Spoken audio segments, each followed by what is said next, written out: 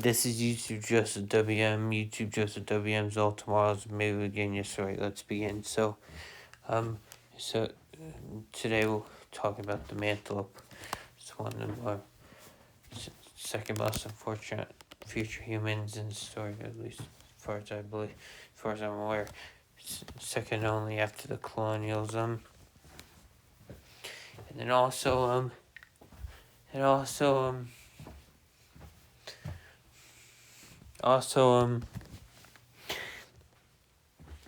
also the mantelopes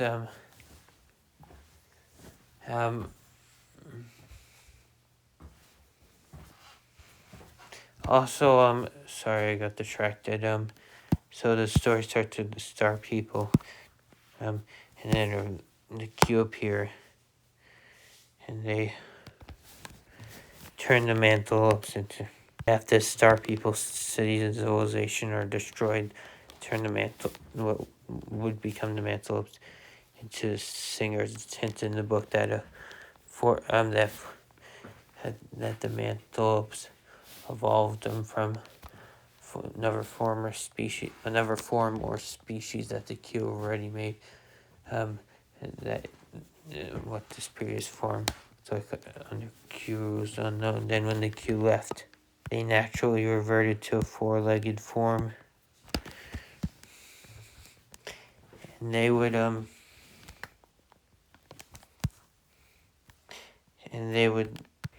and then they were the most unsettling thing about their existence is they would be in the bodies of a camel, horse, or a hybrid or an antelope, and eat grass, but have the intelligence, self-awareness of self-intelligence and consciousness of human beings. And also they would be alone. Their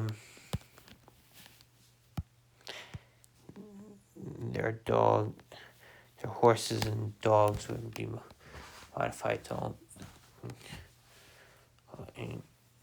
eat grass. Other cats would be modified to be omnivores, more like dogs. Or more the mantle. It would protect them from predators. They would live alongside the herds. It's more likely that they would modify alongside the Q and live wild, gone feral. It's more likely they would have lived. This is the cat, horse, dog. It's more likely they would have lived alongside the Q, or lived alongside the mantelopes, which would protect them, which the cats would protect. The mantelopes. The mantelopes would somehow protect them from predators. They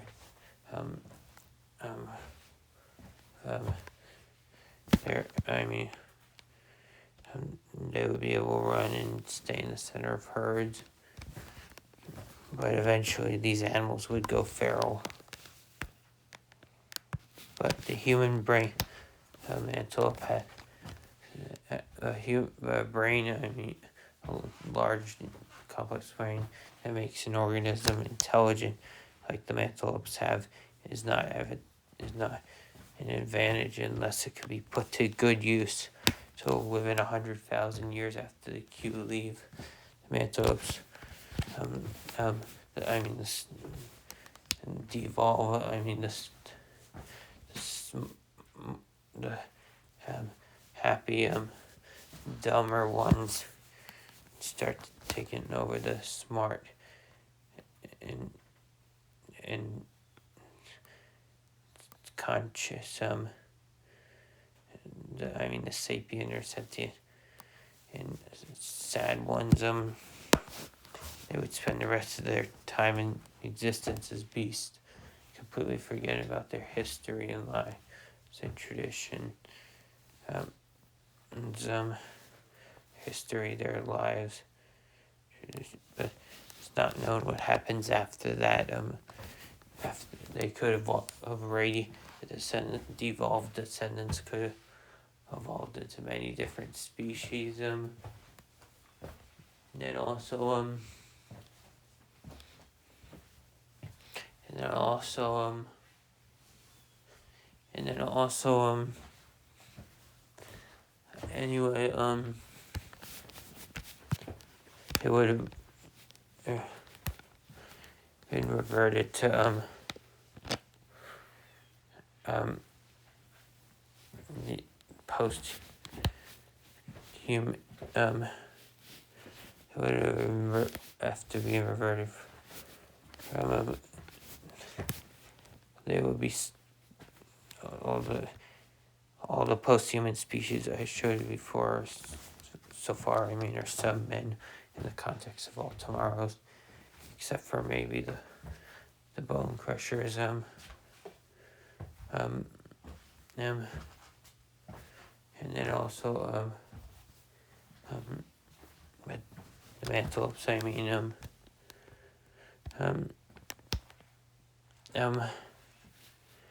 and also I think the difference between subhumans and posthumans, that posthumans are still have human level intelligence and sentience, to include self-awareness and consciousness. All, just my guess. I'm not 100% sure. All subhumans, not exactly. I think these are subhumans. They're called subhumans in the context of all tomorrows. And also so I would say they're post-human. They're the new human species. Anyway, in the book they're called subhumans. Anyway, thank you for watching. Anyway, maybe another time I suppose I'll show the devolution of the mantelopes into different radiant. They're devolved and dumb and non-sentient descendants all into different species, along with the descendants of the dogs, cats, and horses, which went feral after they disappeared. I mean, after not disappeared, after they lost after they became non-sentient. And then also after they became and